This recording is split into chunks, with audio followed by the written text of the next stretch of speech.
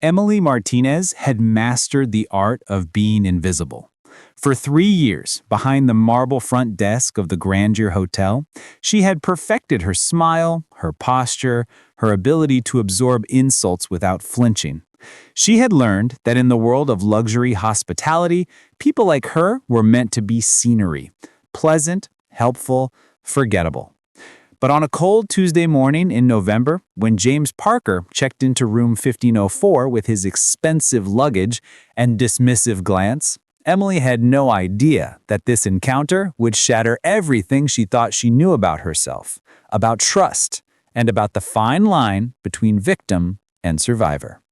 Quick pause. Before we continue, tell us, where in the world are you watching from? If you're enjoying these stories, make sure to hit subscribe, because tomorrow's episode is absolutely mind-blowing. The lobby of the Grandeur Hotel gleamed under crystal chandeliers that cost more than Emily would earn in 5 years. She stood at her usual post behind the front desk, her navy uniform pressed perfectly, her name tag polished to a shine. Tuesday morning shifts were typically quiet, a brief respite before the chaos of afternoon check-ins. Emily appreciated these moments of calm, where she could organize reservations and prepare herself mentally for the parade of demanding guests that would inevitably follow. At precisely 9:30, the revolving doors swept open, bringing with them a gust of November wind and a man who carried himself like he owned every room he entered, James Parker. Emily recognized the name from the reservation system, a 7-night stay, corporate account, suite on the 15th floor. He was tall, perhaps 6 feet, with dark hair graying at the temples, and a suit that whispered expensive rather than shouted it. His leather briefcase looked worn in a way that suggested quality and use, not neglect. Emily straightened slightly, preparing her professional greeting. But before she could speak, James was already at the desk, barely making eye contact. "Parker, checking in. I need to be in my room in 10 minutes. I have calls to make." No greeting, no please, just expectation delivered as command. Emily had encountered thousands of guests like this, men and women who viewed service staff as extensions of their will rather than human beings. She maintained her smile, fingers already moving across the keyboard. "Good morning, Mr. Parker. Welcome to the Grandeur. Let me pull up your reservation." He didn't acknowledge her words, instead pulling out his phone and typing rapidly. Emily processed his check-in with efficient precision, noting that his suite was indeed ready, though technically early check-in wasn't guaranteed until 2 p.m. She printed his keycards and room information, sliding the folder across the marble counter. "You're in suite 1504 on the 15th floor. Our elevators are—" "I can find elevators." James snatched the folder and keycards without looking at her. "If the room isn't perfect, I'll be calling down." He walked away before Emily could finish her sentence about breakfast hours or concierge services. She watched him go, his confident stride carrying him toward the elevator bank as if the conversation had never happened. Emily released a breath she hadn't realized she was holding and made a note in the system. Guest preferences. Minimal interaction, high standards. "Another charmer, I see." Emily turned to find Sandra Chen, the hotel's front office manager, standing beside her with 2 cups of coffee. Sandra was 45, originally from Taiwan, and had worked in hospitality for over 20 years. She had a gift for reading both guests and staff with unsettling accuracy, and she ran the front desk with an iron fist wrapped in diplomatic velvet. "Nothing I can't handle," Emily replied, accepting the coffee gratefully. Sandra studied her for a moment, dark eyes assessing.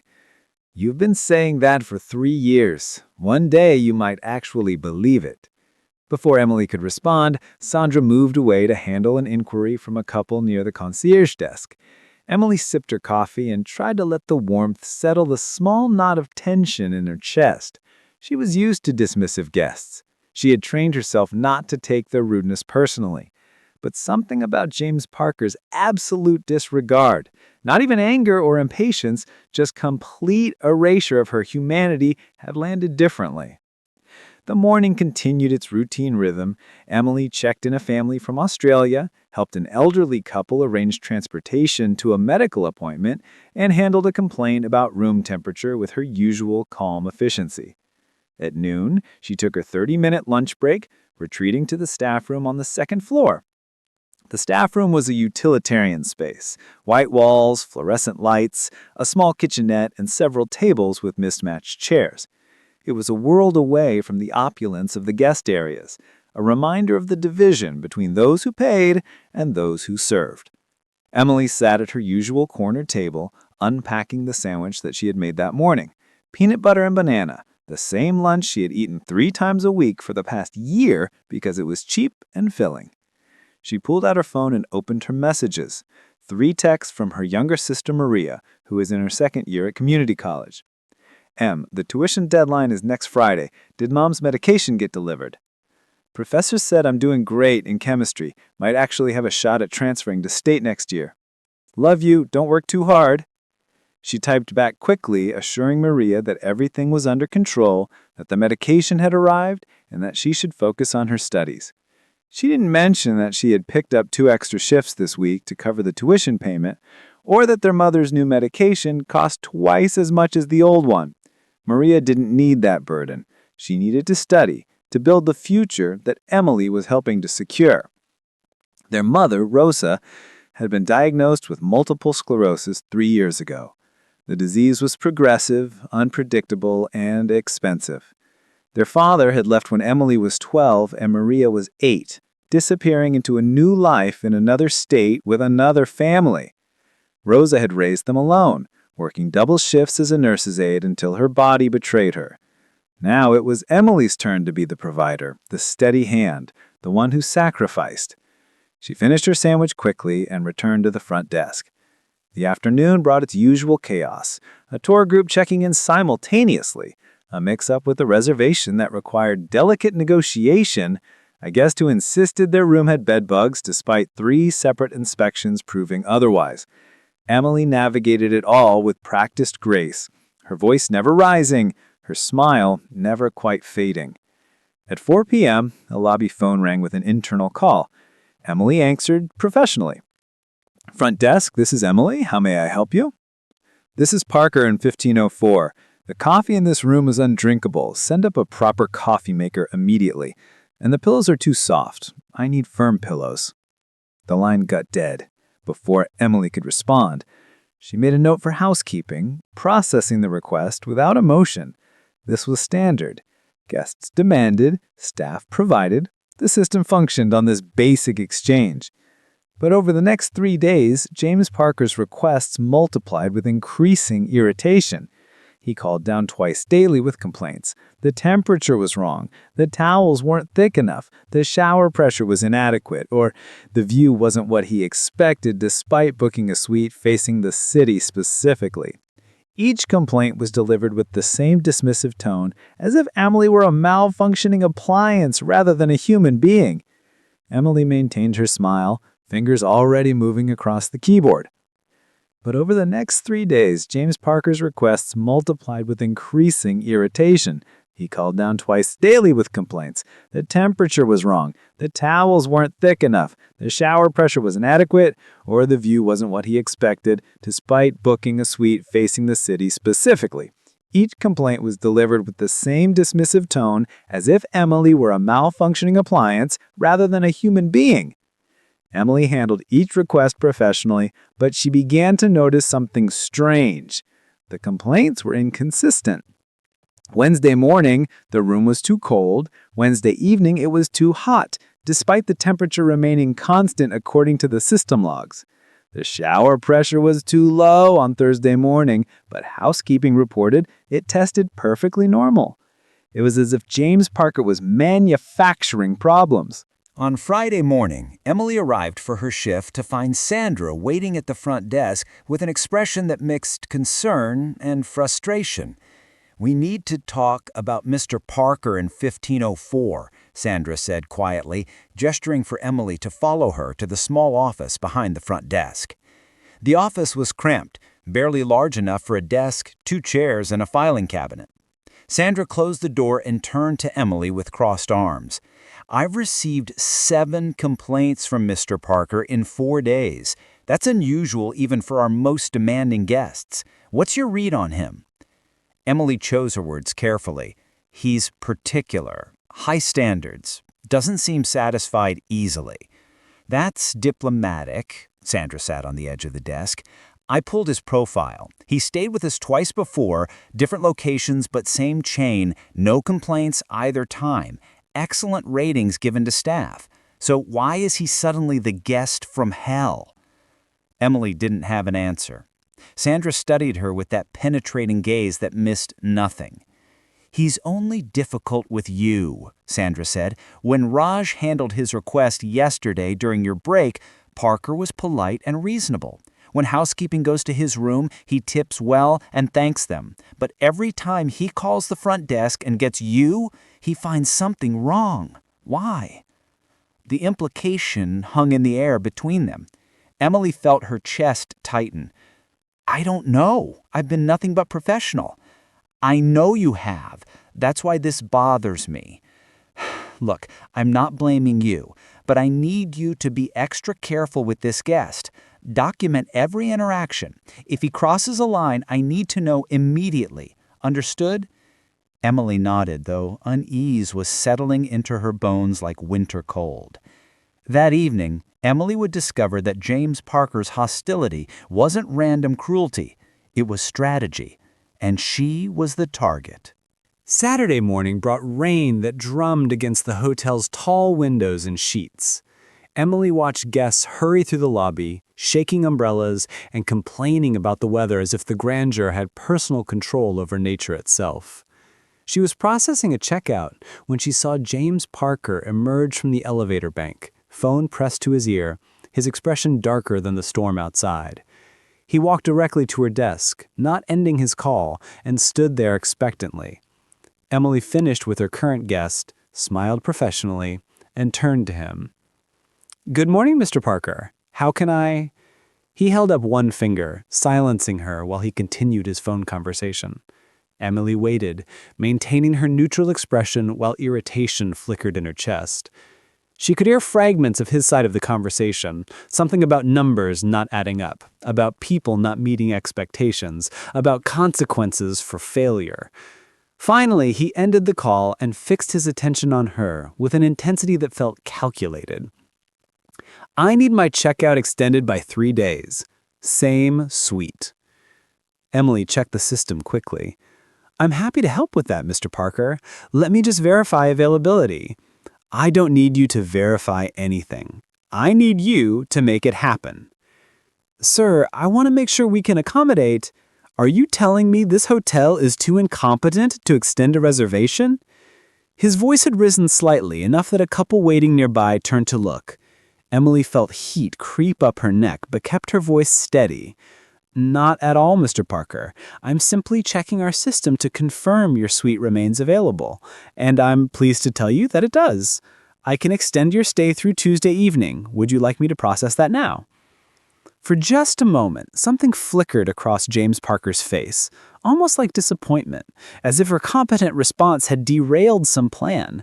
Then his expression hardened again. "Obviously, that's why I'm standing here." Emily processed the extension efficiently, updated his keycards, and slid the new information across the desk. James took it without thanks and walked away, but not before Emily caught him glancing back at her with an expression she couldn't quite read. It wasn't anger. It was something closer to assessment, like a chess player studying the board. The rest of Saturday passed without incident, but Sunday morning brought the explosion Emily hadn't seen coming. She was helping an elderly woman locate a lost earring in the lobby, kneeling on the marble floor, carefully checking under furniture, when James Parker's voice cut through the ambient noise like a blade. "You, front desk! I need to speak with you now!" Emily looked up to find him standing over her, his face flushed with what appeared to be genuine anger. She rose gracefully, brushing off her uniform. "Of course, Mr. Parker. Let me just—" He held up one finger, silencing her while he continued his phone conversation. Emily waited, maintaining her neutral expression while irritation flickered in her chest. She could hear fragments of his side of the conversation, something about numbers not adding up, about people not meeting expectations, about consequences for failure. Finally, he ended the call and fixed his attention on her with an intensity that felt calculated. I need my checkout extended by 3 days. Same suite. Emily checked the system quickly. I'm happy to help with that, Mr. Parker. Let me just verify availability. I don't need you to verify anything. I need you to make it happen. Sir, I want to make sure we can accommodate. Are you telling me this hotel is too incompetent to extend a reservation? His voice had risen slightly, enough that a couple waiting nearby turned to look. Emily felt heat creep up her neck, but kept her voice steady. Not at all, Mr. Barker. I'm simply checking our system to confirm your suite remains available. And I'm pleased to tell you that it does. I can extend your stay through Tuesday evening. Would you like me to process that now? For just a moment, something flickered across James Parker's face, almost like disappointment, as if her competent response had derailed some plan. Then his expression hardened again. Obviously, that's why I'm standing here. Emily processed the extension efficiently, updated his key cards, and slid the new information across the desk. James took it without thanks and walked away, but not before Emily caught him glancing back at her with an expression she couldn't quite read. It wasn't anger. It was something closer to assessment, like a chess player studying the board. The rest of Saturday passed without incident, but Sunday morning brought the explosion Emily hadn't seen coming. She was helping an elderly woman locate a lost earring in the lobby, kneeling on the marble floor, carefully checking under furniture, when James Parker's voice cut through the ambient noise like a blade. You, front desk, I need to speak with you now. Emily looked up to find him standing over her, his face flushed with what appeared to be genuine anger. She rose gracefully, brushing off her uniform. Of course, Mr. Parker, let me just... My laptop is missing from my room. I left it on the desk this morning when I went to breakfast, and now it's gone. I want to know what kind of operation you're running here where guest property just disappears. The lobby had gone quiet. Other guests were watching now, and Emily felt the weight of their attention. Sandra emerged from the back office, alert to the commotion. Mr. Parker, I assure you we take security very seriously. Let me call security immediately so we can... You think security? James laughed bitterly. You think I trust your security when you can't even keep my room secure? That laptop is confidential business information. If it's been stolen, this hotel is liable for significant damages. Sandra stepped forward smoothly, her manager persona sliding into place. Mr. Parker, I'm Sandra Chen, the front office manager. I understand your concern. Let's step into my office so we can handle this properly and discreetly. But James shook his head, his attention still locked on Emily. No, she's the one who's been handling my reservations, my requests, everything. She's the one who has access to my room information. I want to know if she's been in my suite. The accusation hit Emily like cold water. I have never entered your suite, Mr. Parker. I don't have access to guest rooms, only housekeeping and management. Convenient. Pass the blame to someone else. He turned to address the gathered crowd, his voice projecting. This is the level of service at the Grandeur Hotel. Your belongings aren't safe, and the staff will lie to cover their incompetence. That's enough. Sandra's voice cut sharp and clear. Mr. Parker, you will lower your voice and step into my office now, or I will have security escort you there. This is not how we handle concerns at this hotel. For a tense moment, James seemed ready to escalate further, then abruptly he deflated slightly and nodded. Fine, but I want answers, and I want them now.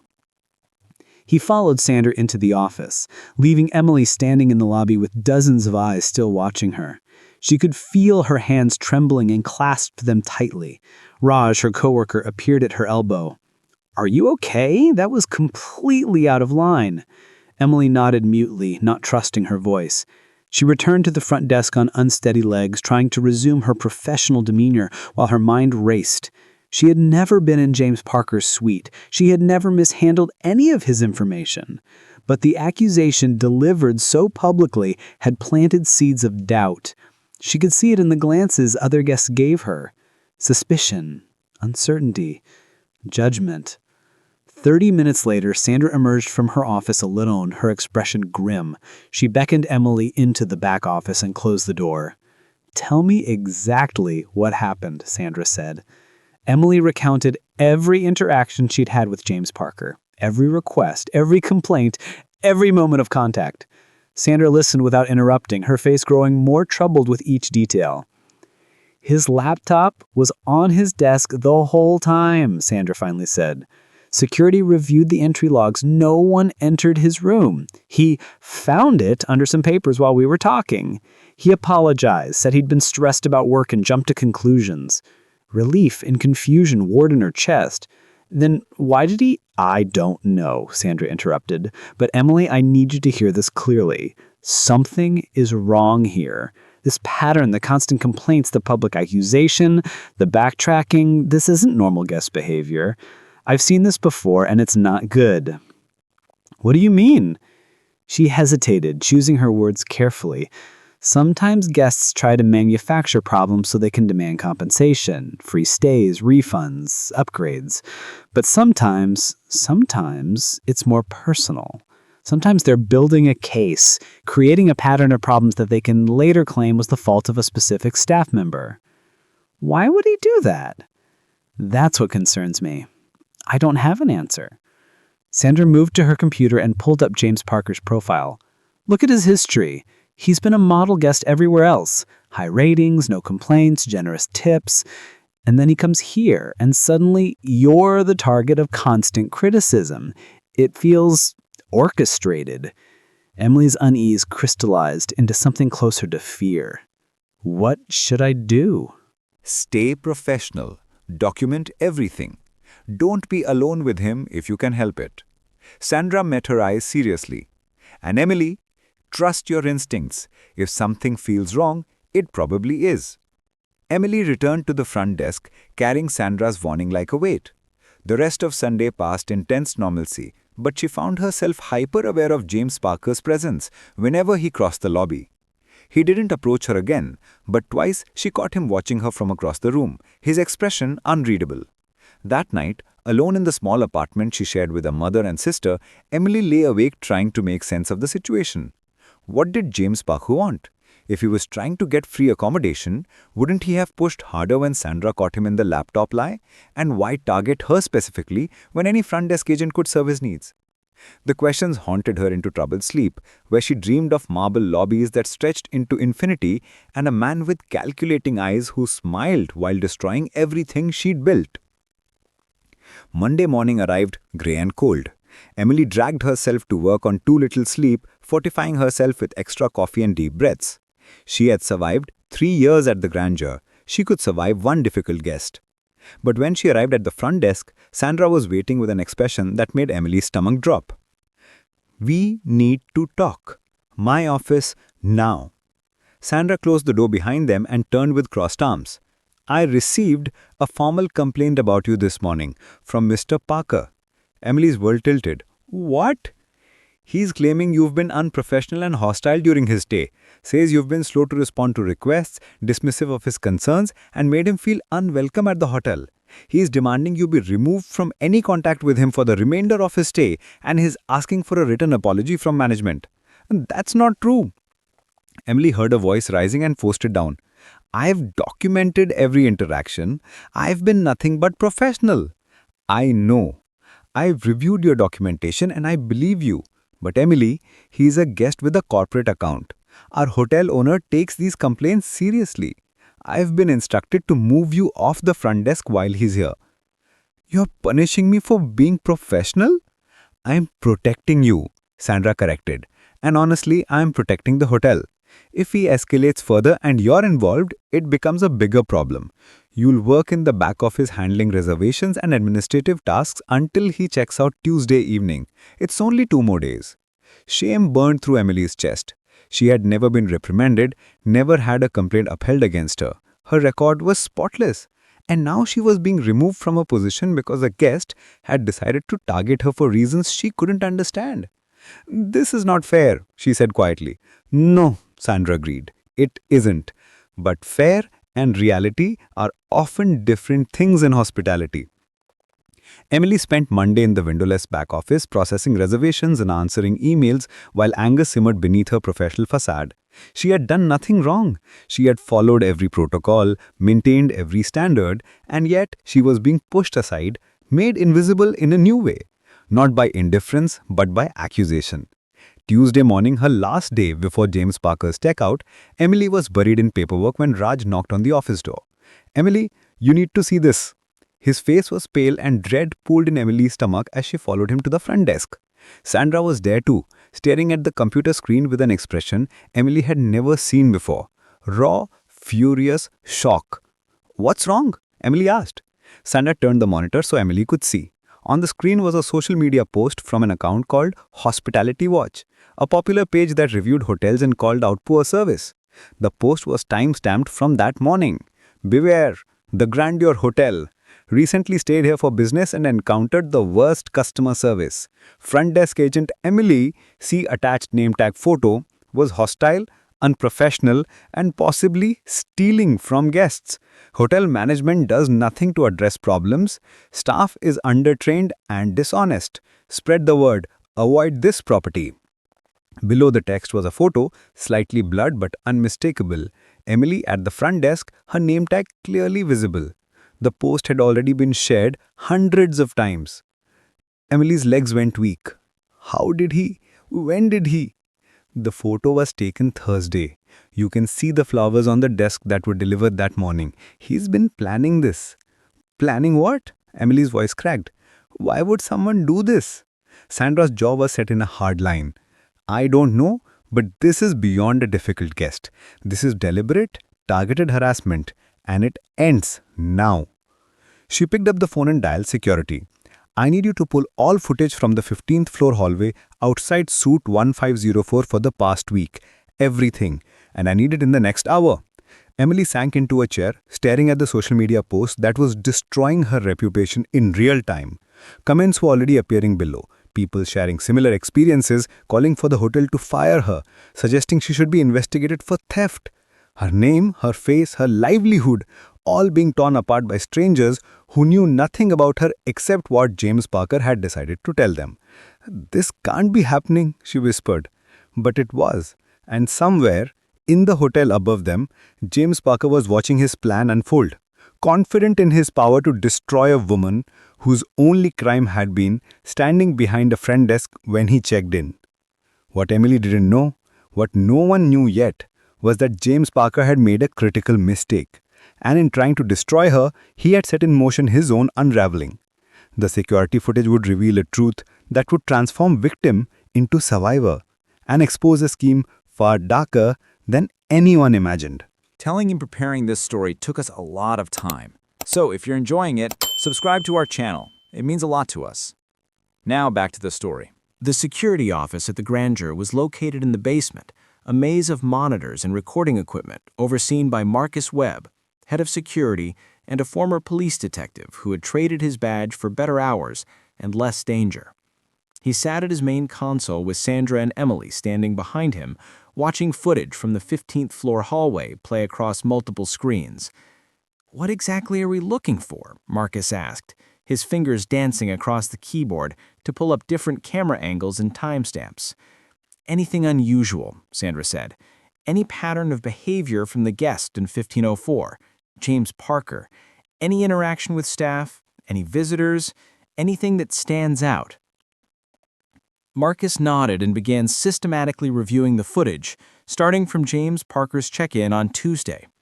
The hallway camera provided a clear view of the door to Suite 1504 and the corridor in both directions. For the first 2 days, the footage showed exactly what one would expect. James Parker entering and leaving his suite at various times, housekeeping coming and going on schedule. Nothing remarkable. Wait, Emily said suddenly. Go back. Friday afternoon around 2 p.m. Marcus rewound the footage and they watched James Parker exit his suite, walk halfway down the hallway, then abruptly turn and walk back to his door. But he didn't go inside. Instead, he stood there, checking his watch repeatedly, looking toward the elevator bank as if waiting for something. "What's he doing?" Sandra murmured. They got their answer 3 minutes later when the elevator opened and a housekeeping cart emerged, pushed by Maria Gonzalez, one of the day shift housekeepers. James Parker immediately returned to his suite door and opened it just as Maria approached. Marcus turned up the audio. The hallway microphones weren't designed to pick up conversations, but they caught fragments. "Need cleaning now," James Parker's voice. "Supposed to be done by—" Maria's response was quieter, apologetic. She began preparing to clean the suite ahead of schedule, moving her cart into position. James Parker stood in the doorway, not letting her enter, saying something they couldn't quite hear. Then he pulled out his phone and appeared to take a photo. Of Maria? Of his door? Of the cleaning cart? "He's documenting," Marcus said quietly. "Building a case." They continued watching. Over the next hour of footage, James Parker emerged from his suite 3 more times while Maria was in the hallway, each time finding some reason to interact with her, each time with his phone out, photographing or recording. "He's establishing a pattern," Sandra said, her voice tight, "making it look like housekeeping is in and out of his room constantly. But look, she never actually goes inside. He keeps her in the hallway." Emily watched the screen with growing dread. This wasn't random harassment. This was methodical, planned. But why? "There's more," Marcus said, fast-forwarding to Saturday evening. "Look at this." The footage showed James Parker leaving his suite at 6:47 p.m., carrying his briefcase. He took the elevator down, presumably for dinner. But at 7:23 p.m., before he returned, the camera caught something else. A woman emerged from the stairwell, looked around carefully, and approached Suite 1504. She was young, maybe early 20s, with long dark hair and oversized sunglasses despite being indoors. "Who is that?" Sandra asked sharply. "No idea. She's not registered as a guest." Marcus zoomed in, but the woman had clearly tried to obscure her features. She knocked on the door to Suite 1504, waited, then pulled out her phone and made a call. After a brief conversation, she walked back to the stairwell and disappeared. James Parker returned to his suite at 8:05 p.m. He opened his door, went inside, and then, interestingly, came back out almost immediately and walked to the elevator, riding down to the lobby. "Pull up the lobby footage from that time," Sandra commanded.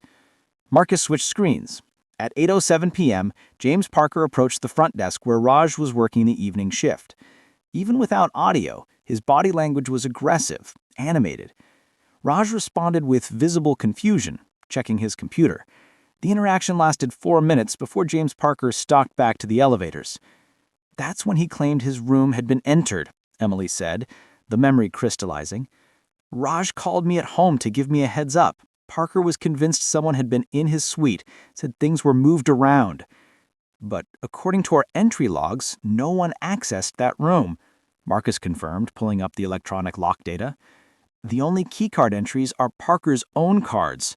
No master key, no housekeeping override, nothing." So he creates a situation where it looks like someone entered his room, but the logs prove no one did, which makes him look paranoid or the logs look suspicious. Either way, it creates doubt. They continued reviewing footage through Sunday and Monday. A pattern emerged that made Emily's skin crawl.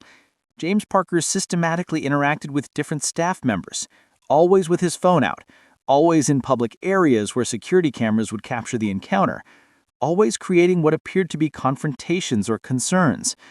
And through it all, he returned again and again to Emily, targeting her specifically. Why me?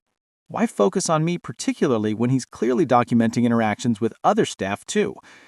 "I don't know," Sandra admitted, "but there's something calculated about all of this. It's not about you personally. You're playing a role in something, but I don't know what." Marcus leaned back in his chair, his detective instincts clearly engaged. "Let me make some calls. This feels familiar. The documentation, the pattern building, the public accusations. I've seen something like this before." While Marcus stepped away to make his calls, Sandra and Emily continued reviewing footage. They found more oddities. The mysterious woman from Saturday appeared again on Monday afternoon. Same sunglasses, same careful behavior. This time, she met James Parker in the lobby near the gift shop. A brief conversation, something passed between them, and then she left. "Get me a clear shot of her face," Sandra instructed. Marcus worked the controls, trying different angles and zoom levels. Finally, he isolated a single frame where the woman's head was turned just enough that her profile was visible beneath the sunglasses. Emily leaned closer to the screen and felt the world tilt. "I know her," she whispered. Sandra turned sharply. "What?" "I know her. That's Rebecca Hartman. She was a guest here about 6 months ago." Emily's mind raced, pulling up the memory. "She had a problem with her bill. Said we charged her for room service she didn't order, that we were trying to scam her. Sandra, you had to get involved because she threatened to sue." Sandra's eyes widened with recognition. "The woman who accused us of credit card fraud. We proved every charge was legitimate, showed her the receipts with her signature, the timestamps, everything. She eventually dropped it, but left terrible reviews on every platform she could find." "Why would she be here meeting with Parker?" Emily asked. Marcus returned, his phone in hand and his expression grim. "Because they're running a scam and you two stumbled into it. I called a buddy of mine who works in hotel fraud investigation. The pattern I described? It's a known con. Sophisticated, hard to prove, and increasingly common." He pulled up several news articles. "It works like this. 2 people work together. One checks into a hotel and systematically creates problems, minor at first, then escalating. They document everything, build up a paper trail of complaints and poor service. Then they make a big accusation. Theft, discrimination, assault, something serious. They threaten lawsuits. They post on social media. They create a PR nightmare." "And then what?" Sandra asked, though she could see she was already understanding. "Then they offer to settle quietly. No lawsuit, no more bad press, no more online reviews destroying the hotel's reputation. All they want is compensation. Money, free stays, whatever they can extract. Most hotels pay it just to make the problem go away. It's cheaper than a lawsuit and faster than fighting it in court." Emily felt sick. "But why target me specifically? Why not just make general complaints?" "Because a personal target makes it more credible," Marcus explained. "A specific staff member with name and face, that's a villain the public can rally against. It makes the whole narrative more believable. You weren't chosen because of anything you did wrong. You were chosen because you were available and vulnerable." "The photo," Sandra said suddenly. "The social media post. That's their opening move. They're creating public pressure, manufacturing outrage, building a case that will make it very expensive for the hotel to fight them." Marcus nodded. "My buddy says the woman is the key. Rebecca Hartman, if that's a real name, which I doubt. She's probably done this before. The man varies his approach with each hotel, but he needs someone on the outside to help build the social media narrative, provide independent corroboration, make it look like there's a pattern of problems." Emily sank into a chair, her mind reeling. She wasn't being harassed because of anything she'd done wrong. She was a prop in someone else's con, a convenient target simply because she happened to be working when James Parker decided to check in. "What do we do?" she asked quietly. Sandra's expression had transformed from concern to cold fury. "We end this. Marcus, I need copies of all this footage. Every frame that shows their pattern, their planning, that woman's appearances. Emily, I need you to write down every single interaction you've had with Parker. Times, dates, what was said, what he did, everything." "And then what?" Emily asked. "And then," Sandra said with grim satisfaction, "we call the police. Because what they're doing isn't just unethical. It's fraud, and I'm not going to let them get away with it."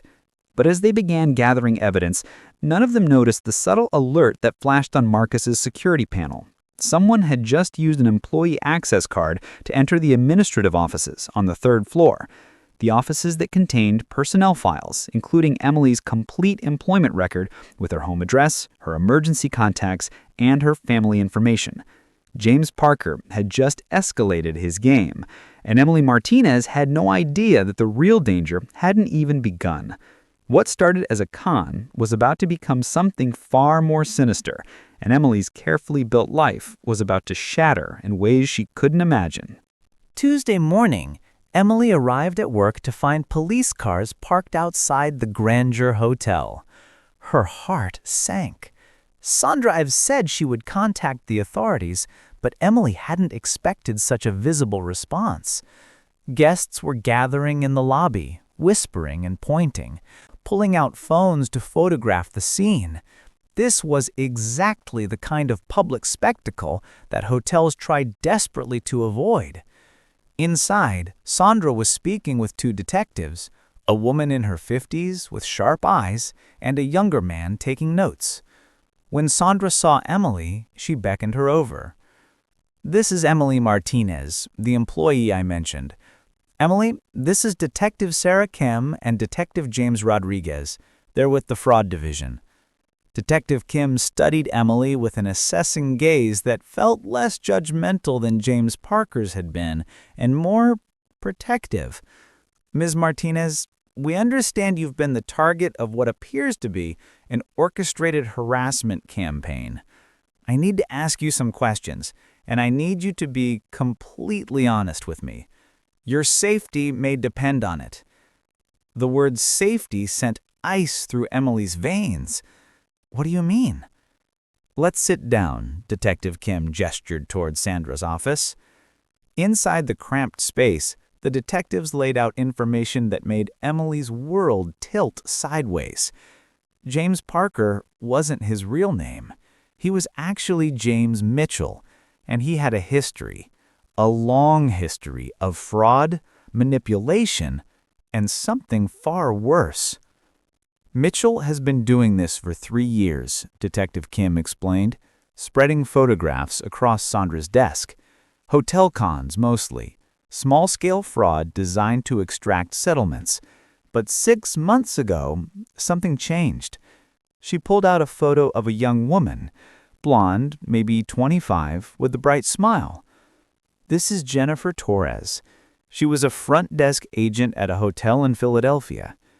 Mitchell targeted her the same way he's targeted you: constant complaints, documentation, building a case. But when the hotel refused to settle and instead presented evidence of his fraud, he didn't back down. He escalated." Emily's mouth went dry. "What happened?" Detective Rodriguez spoke for the first time, his voice grave. "Mitchell stalked her, found out where she lived, learned her routines, her family connections. He used the information to pressure her, to make her life hell until she quit her job and moved to another state. The hotel paid him a settlement just to make it stop. We couldn't prove it was him directly. He was careful. Anonymous messages, gifts sent to her home, nothing we could definitively trace. But the pattern was clear. And Jennifer Torres wasn't the only one." She laid out more photos. 3 more women, all hotel employees, all with similar stories. Harassment that started at work and followed them home. Lives disrupted, careers destroyed, families frightened. "He's gotten bolder with each one," Detective Kim said. "And you, Miss Martinez, appeared to be his next target." Emily felt the room spin. This couldn't be happening. This couldn't be real. But why? What does he want? Power. Control. The money from the fraud is almost secondary now. He gets off on destroying people, particularly women in service positions he views as powerless. Sandra's face had gone pale. That's why he's been so focused on Emily specifically. This was never about the hotel. We were just the venue. Detective Kim nodded. "When you contacted us with the fraud, we ran his aliases through our system and flagged it immediately. We've been trying to catch him in the act for months. Your evidence, the security footage, the documented pattern, it's the strongest case we've built against him yet." "What happens now?" Emily asked, her voice barely above a whisper. "Now we arrest him. We have enough evidence for fraud charges, and we're hoping that will give us leverage to connect him to the stalking cases." Detective Kim leaned forward. "But Ms. Martinez, I need you to understand something. Men like Mitchell don't react well to being caught. He's going to be angry, and that anger will likely focus on you as the person he blames for his arrest. You think he'll come after her? Sandra asked sharply. I think we need to be prepared for that possibility. Detective Rodriguez pulled out a business card and handed it to Emily. My direct number. Any unusual activity, phone calls, messages, anyone following you, anything that feels off, you call me immediately. Don't wait. Don't second-guess yourself. Emily took the card with numb fingers. An hour ago, she had thought her biggest problem was unfair social media posts destroying her reputation. Now she was learning she'd been the target of a predator. There's something else, Detective Kim said carefully. Last night, someone accessed your personnel file using a stolen employee key card. We have footage of Mitchell entering the administrative offices at 11:47 p.m. We believe he has your home address, your family information, and possibly your work schedule. The blood drained from Emily's face. Maria, her mother, their small apartment in a neighborhood that was safe only by virtue of neighbors who looked out for each other and doors that stayed locked. My family, Emily said urgently, my mother and sister. We've already dispatched officers to your address. They'll do a wellness check and brief your family on the situation. But, Ms. Martinez, you need to consider whether staying at your apartment is safe until this is resolved. Emily's mind raced. Leave their apartment? Go where? With what money? Her mother needed her medications, her routine, her familiar space. Maria had classes, studying, her carefully structured college schedule. They couldn't just uproot their lives because of this man. But even as she thought it, she knew they might have to. Let's take this one step at a time, Sandra said, her manager persona reasserting itself in a crisis. First, we arrest Mitchell, then we assess the threat level and go from there. Emily, you're not alone in this. The hotel has resources, legal support, security. We're going to protect you. The detectives left to coordinate Mitchell's arrest, and Sandra turned to Emily with an expression of fierce protectiveness that surprised her. I mean what I said. This hotel failed to protect you from this situation developing. We should have recognized the pattern sooner, should have acted faster. That's on management. But from this moment forward, you have our full support. Legal fees, security arrangements, temporary housing if needed, whatever it takes. Emily felt tears burn her eyes. For 3 years, she had been invisible, just another cog in the hotel machine. And now, in the worst moment of her life, she was finally being seen. Thank you, she managed. The arrest happened at 10:23 a.m. in the hotel lobby.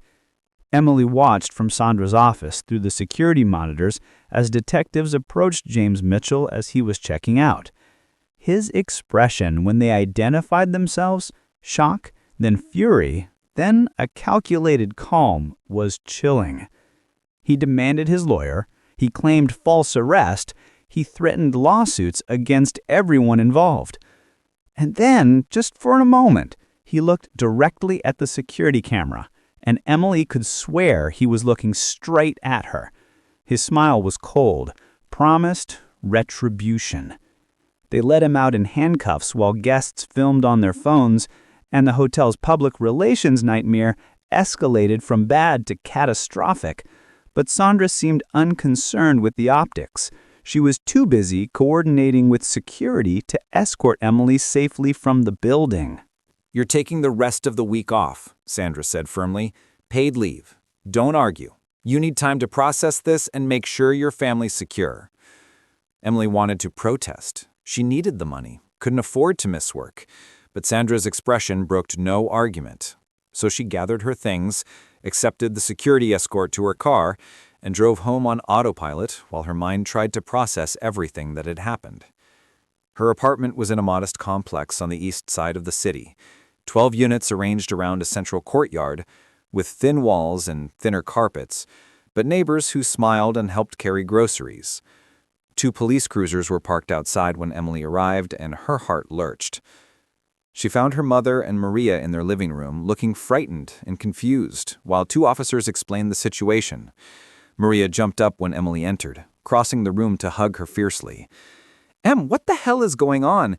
They're saying some guy at your work has been stalking you?" Emily sank onto their worn couch and told them everything: the complaints, the accusations, the social media attack, the revelation of Mitchell's true identity and his pattern of targeting women. Her mother listened with growing horror, her hands trembling slightly, whether from MS or fear, Emily couldn't tell.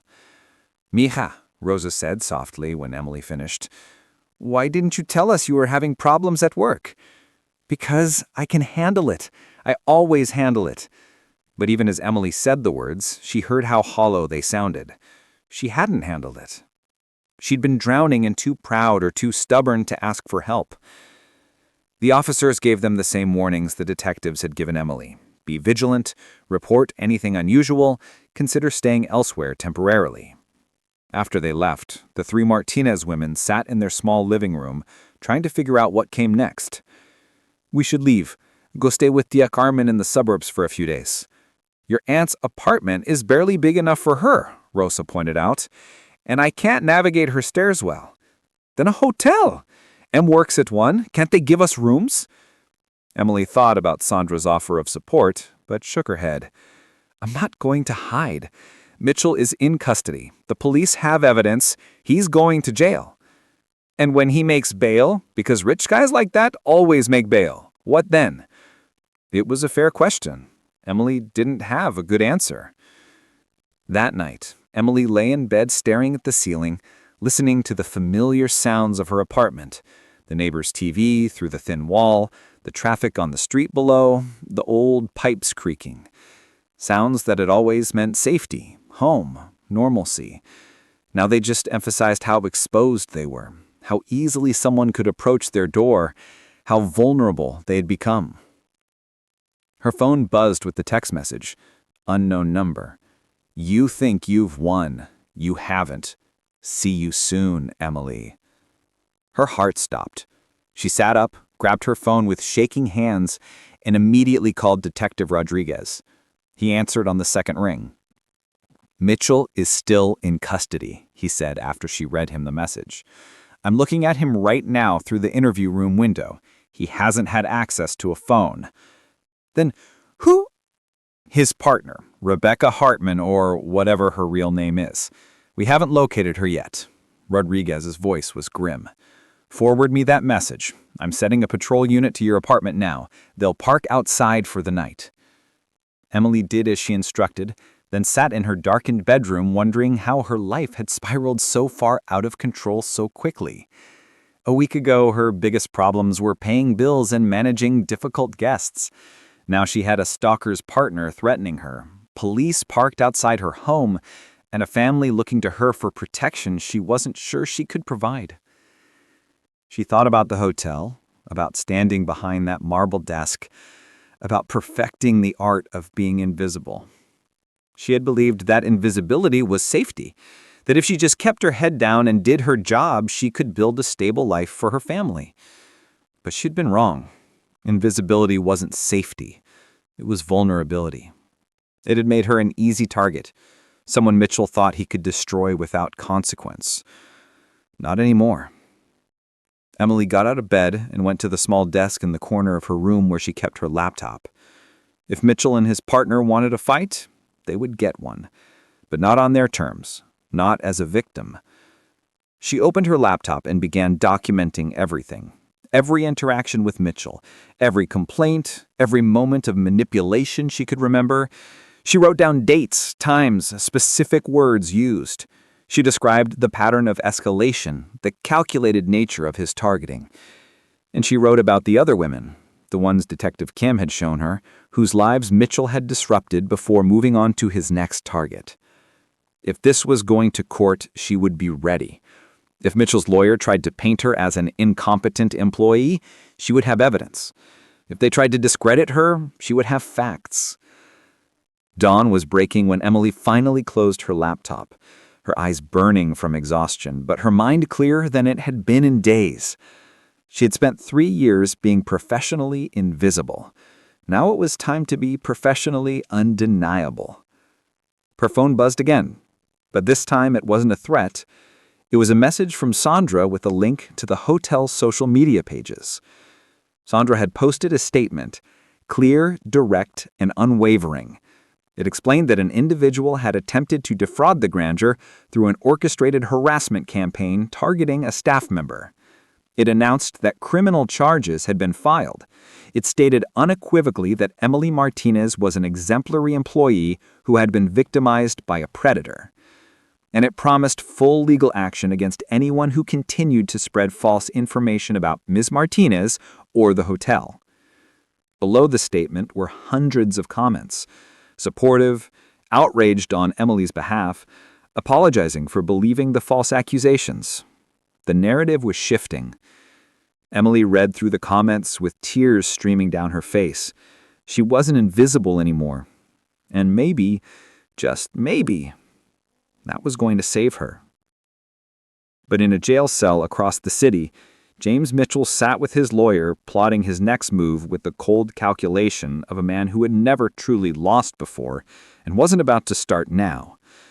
The arrest was just the beginning, because when men like Mitchell are cornered, they don't surrender, they attack. And Emily was about to learn that survival requires more than just telling the truth. James Mitchell made bail in less than 24 hours. The judge set it at $50,000, which his lawyer paid with barely a blink. The conditions were strict: no contact with Emily Martinez or anyone associated with the Grandeur Hotel, GPS monitoring via ankle bracelet, surrender of passport, daily check-ins with the court. But none of that changed the fundamental reality. He was free, and Emily was terrified. Detective Kim called Emily personally to inform her of Mitchell's release. "I know this isn't what you wanted to hear, but we're watching him. Any violation of his bail conditions, and he goes right back in. And Ms. Martinez, he's not stupid. He knows we're watching. He won't risk approaching you directly."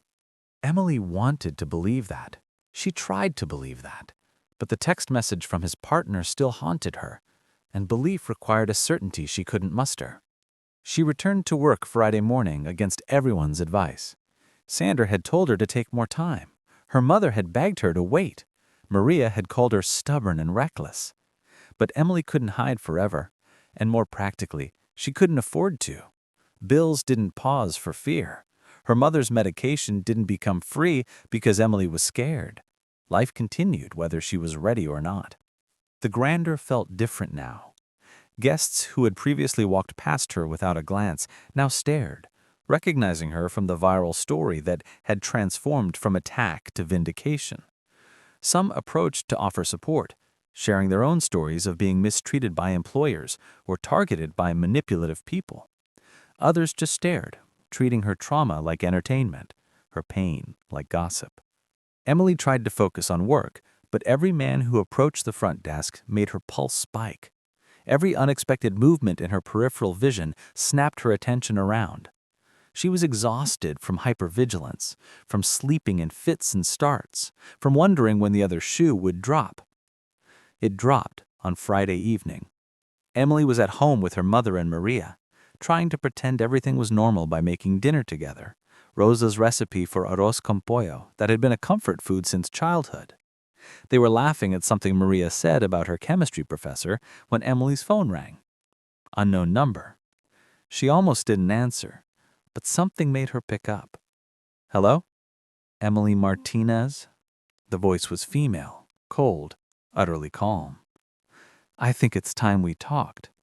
Emily's hand tightened on the phone. "Who is this?" "You know who this is, and you know what you cost me. James is facing 5 years because you couldn't just play your part and let us take our money and leave. But you had to be difficult. You had to fight back." Rebecca Hartman, Mitchell's partner. "I didn't cost you anything," Emily said, keeping her voice steady despite her racing heart. "You cost yourself when you decided to run a con and ruin people's lives." "Ruin lives?" Rebecca laughed, bitter and sharp. "You have no idea what ruin looks like, but you're about to learn. How's your mother, Emily? Rosa, right? Multiple sclerosis is such a difficult disease. So many complications. Would be terrible if something happened to interrupt her medication routine. Ice flooded Emily's veins. If you touch my family, I don't have to touch anyone. I just have to talk. See, I've been doing research. Your mother depends on a specific medication that costs, what, $3,000 a month? And you pay for it out of pocket because your insurance has a coverage gap. You work overtime, pick up extra shifts, sacrifice everything to keep her healthy. What happens if you suddenly can't work anymore? If your reputation is so destroyed that no hotel will hire you? How long before Rosa's health deteriorates without her medication?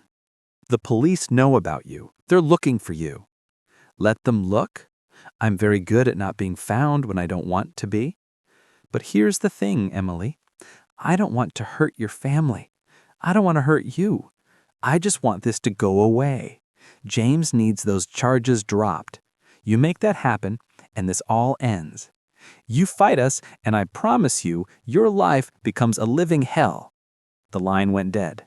Emily stood frozen, phone still pressed to her ear, while her mother and sister watched with growing alarm. Finally, Maria crossed the kitchen and took the phone from her. Em, what happened? Who was that? Emily told them, her voice mechanical, distant. She watched her mother's face crumble, saw Maria's fury ignite, and felt something inside her shift. This wasn't just about her. It had never been just about her. Mitchell and Rebecca had made this about her family, had threatened the people Emily had spent years protecting and providing for. And that was a mistake. We need to call the police, Rosa said, her hands trembling. No. Emily's voice was quiet but firm.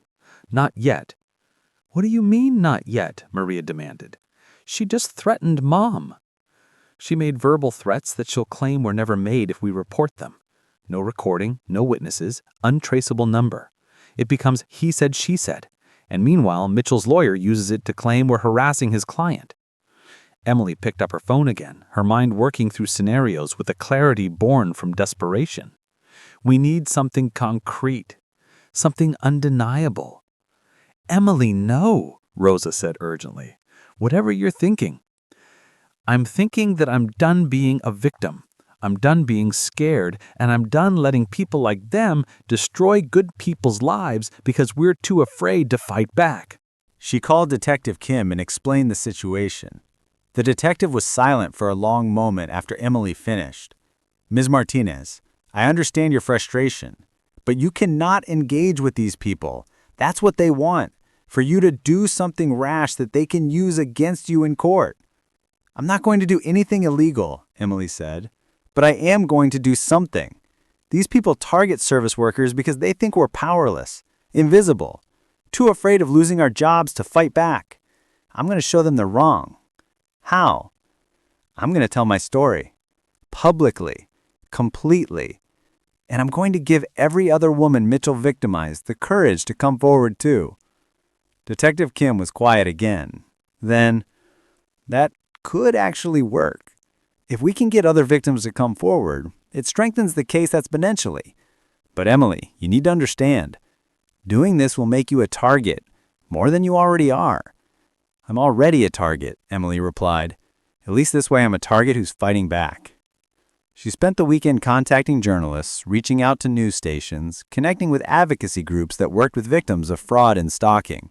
She used the information Detective Kim had given her about Mitchell's other victims and left messages, emails, invitations to connect with someone who understood what they'd been through. By Monday morning, Emily had secured an interview with a local news station. By Tuesday, 2 of Mitchell's previous victims had agreed to participate. By Wednesday, a national news network reached out, interested in doing a full segment on fraud schemes targeting service workers.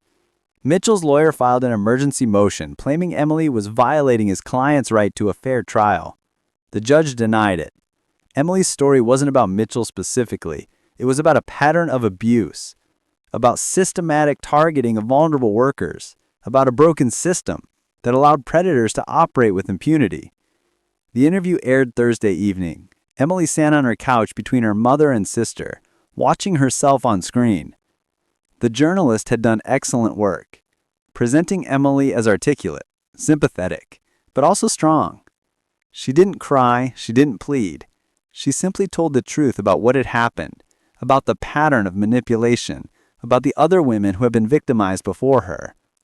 And then the interview cut to Jennifer Torres, the Philadelphia hotel worker from Detective Kim's files.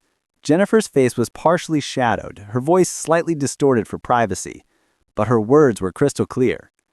I quit my job. I moved away from my family. I lived in fear for 6 months because I thought I was the problem. I thought I had done something wrong to deserve what was happening. When I saw Emily's story, I realized I wasn't wrong. He was. And I'm not hiding anymore. Another victim followed, then another. 3 women telling similar stories of manipulation, targeting, and harassment. 3 women who had stayed silent out of fear and were now refusing to be silenced anymore. The segment ended with Emily looking directly at the camera. If you're in a service position and someone is targeting you, making you feel small, making you question your competence and your worth, you're not crazy. You're not imagining it, and you're not alone. Document everything. Tell someone. Fight back. Because people like this count on our silence. They count on us being too afraid or too tired or too busy surviving to resist. I'm here to say, resist anyway. Within hours, the segment went viral. Thousands of service workers shared their own stories of abuse, harassment, and manipulation. Hotels, restaurants, and retail companies issued statements pledging to better protect their staff. Advocacy groups reached out offering support. The conversation exploded across social media, and Emily Martinez, the woman who had perfected invisibility, was suddenly very, very visible. But visibility came with a price. Friday morning, Emily arrived at work to find Detective Rodriguez waiting in the lobby. His expression was grim.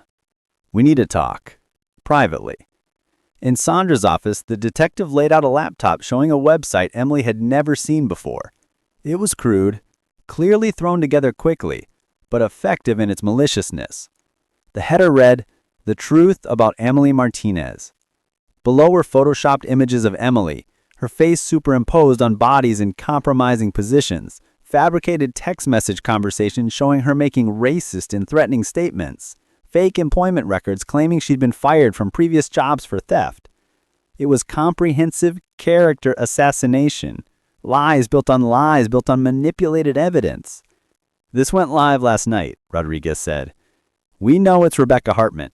We've traced the domain registration to one of her known aliases. But Emily, this is bad. This kind of targeted harassment campaign. I know what it is, Emily interrupted quietly. It's what she does. What they both do. Break people down until they give up. Are you going to give up? Emily looked at the laptop screen, at the vicious lies designed to destroy her credibility, her reputation, her entire life.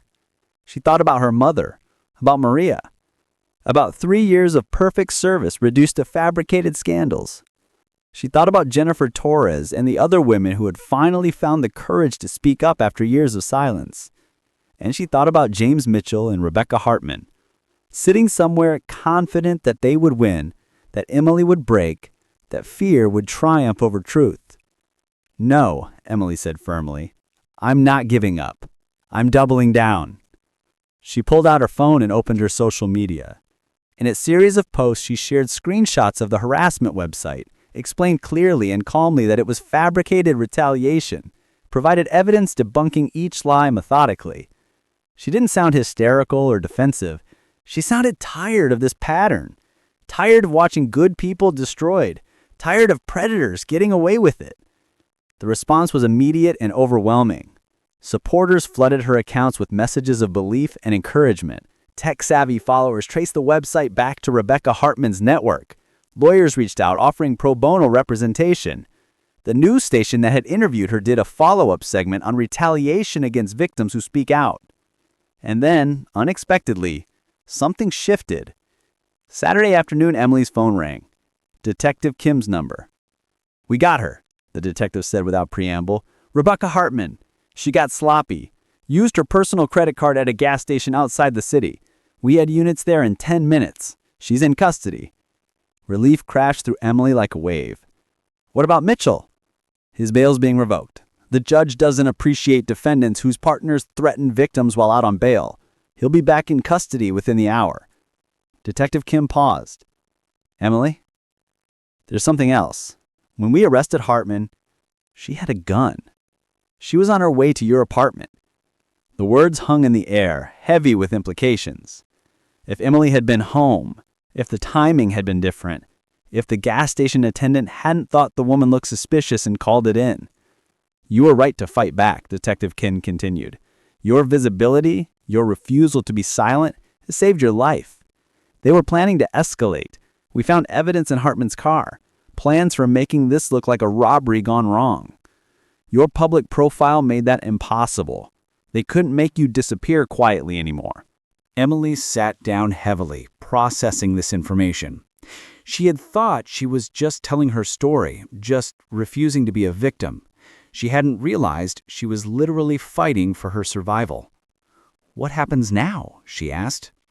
"Now they both go to trial, and with Hartman's arrest, we have enough evidence to connect them to the previous victims, the stalking, the harassment campaigns. They're looking at serious time, Emily. Federal charges. This isn't a slap on the wrist situation anymore." After the call ended, Emily sat in her apartment with her mother and sister, trying to comprehend that it was over, really over. Mitchell and Hartman were in custody. The immediate threat had passed. She could breathe without checking over her shoulder. She could sleep without startling at every sound. "You did it," Maria said softly. "You actually beat them." But Emily shook her head. "I didn't beat them. I survived them. And I made sure their next intended victim would have a roadmap for surviving them too." Over the following weeks, 8 more women came forward with stories about Mitchell and Hartman. Some had been conned, others harassed, all manipulated. Together, their testimony built an overwhelming case. The trial wouldn't happen for months. Legal proceedings moved slowly, but the outcome seemed inevitable. The Grandeur Hotel issued Emily a formal commendation and a significant raise. Sandra offered her a promotion to guest services coordinator. The story of her resistance made her a minor celebrity in hospitality circles, invited to speak at conferences about protecting service workers from predatory guests. But the real victory came in smaller moments. When a young front desk agent at another hotel contacted Emily after experiencing similar harassment, and Emily was able to help her document and report it before it escalated. When Jennifer Torres sent her a message saying she was back at work in hospitality, no longer afraid. When Maria excelled in her classes, no longer worried about interrupted tuition payments. When Rose's health stabilized with consistent medication and less stress, Emily hadn't just survived. She had transformed survival into resistance, resistance into protection, protection into a movement that made service workers everywhere slightly less vulnerable. She still worked behind the marble front desk at the Grandeur, but she was no longer invisible, and that, she had learned, was its own kind of power. 6 months after James Mitchell's arrest, Emily stood in a courtroom watching as the judge delivered the sentencing.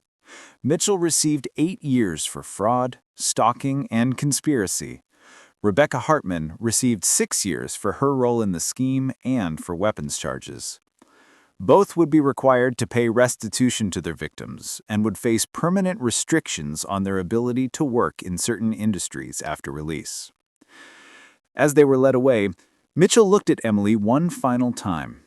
But there was no smirk, no silent threat, no confident promise of future retribution.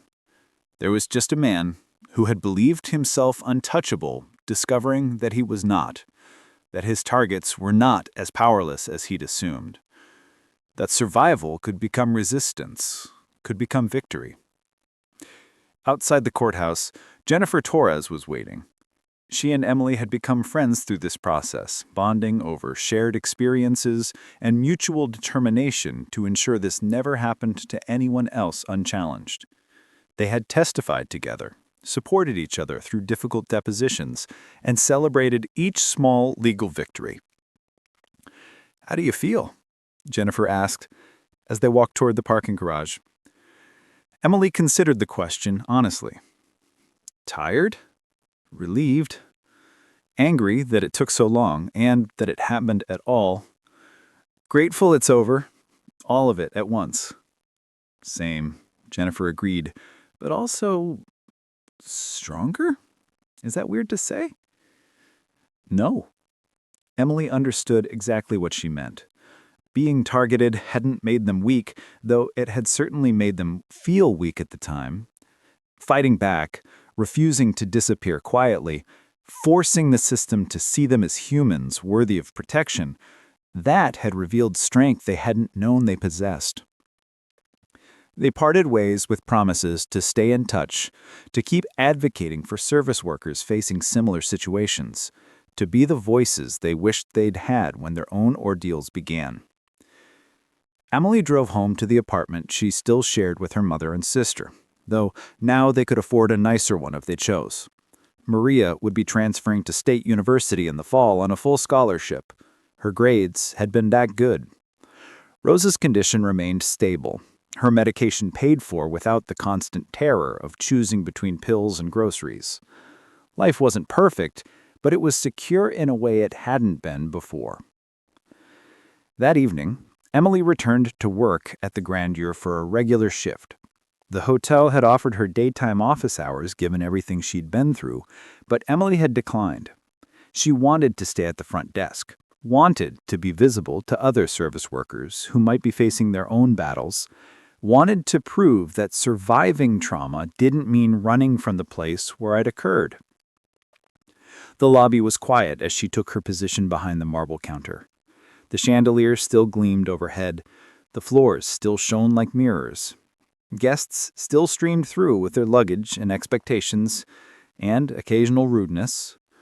Nothing about the physical space had changed, but Emily had changed. She stood differently now. Not with the carefully practiced invisibility she'd perfected through 3 years, but with the grounded presence of someone who knew her worth. When guests were dismissive, she remained professional without internalizing their disrespect. When they were kind, she accepted it without surprise. She was neither invisible nor diminished by others' perceptions. A young woman approached the desk, pulling a small suitcase. She looked nervous, checking in for the first time if Emily had to guess. Emily smiled warmly. "Welcome to the Grandeur. How can I help you today?" As she processed the guest's reservation, Emily caught her own reflection in the polished marble counter. She saw a woman who had faced the worst kind of targeted harassment and emerged not just intact, but stronger. A woman who had protected her family. A woman who had stood up not just for herself, but for every person working in service who'd been taught that the customer was always right, even when they were predatory. The guest thanked her and walked toward the elevators. Emily turned to her computer to process the next day's arrivals, and that's when she noticed the small envelope that had been left on her keyboard. Her name was written on it in Sandra's handwriting. Inside was a short note. "Emily, you've taught me something important over these past months. I've been in hospitality management for 20 years, and I always prided myself on running a tight ship, maintaining standards, keeping guests happy. But I never thought enough about protecting my staff, not just from physical danger, but from systematic dehumanization. You've changed that. New protocols are being implemented company-wide because of your case. Mandatory staff trainings on recognizing manipulation patterns, clear procedures for documenting and escalating harassment, support systems for employees targeted by predatory guests. None of this would have happened if you hadn't fought back.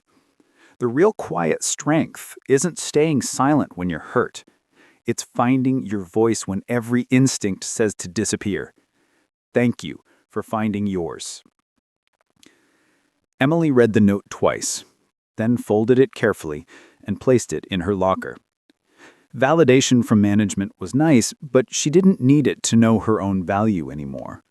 That was perhaps the greatest gift this horrible experience had given her. The unshakable knowledge that she deserved respect, protection, and basic human dignity regardless of her job title or economic status. The shift continued its familiar rhythm. Emily checked guests in and out, answered questions, solved problems, smiled professionally. To an outside observer, she was doing exactly what she'd done for 3 years, providing excellent customer service with practiced efficiency. But internally, everything had shifted. She wasn't performing invisibility anymore. She was fully present, fully herself, fully aware of her power not despite her position, but because of how she chose to inhabit it. As her shift ended and she prepared to clock out, Emily thought about the message she had delivered in her viral interview, the one that had resonated with thousands of service workers. Resist anyway. She had resisted. She had fought when fighting seemed impossible.